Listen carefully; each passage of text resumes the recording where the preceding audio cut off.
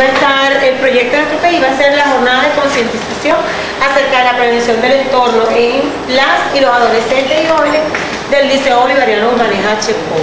Esta es la fase 1.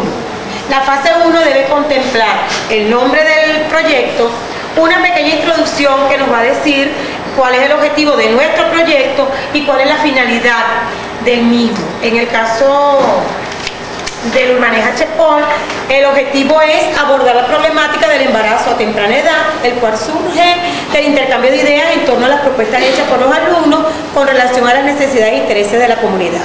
Y tiene como finalidad guiar y orientar a los y las adolescentes y jóvenes del Liceo Bolivariano Urbanes H. Pol para ofrecerles herramientas que les sirvan o les permitan tomar conciencia de dicha problemática.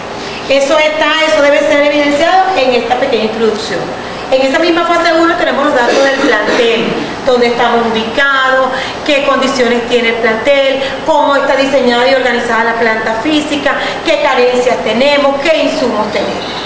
Una pequeña reseña histórica del origen de la institución y la matriz DOFA o FODA para algunos, que es la matriz que nos identifica las fortalezas, las debilidades, las oportunidades y las amenazas con las que contamos para poder hacer realidad ese proyecto, a qué nos enfrentamos y con qué nos podemos respaldar y afianzar el proyecto.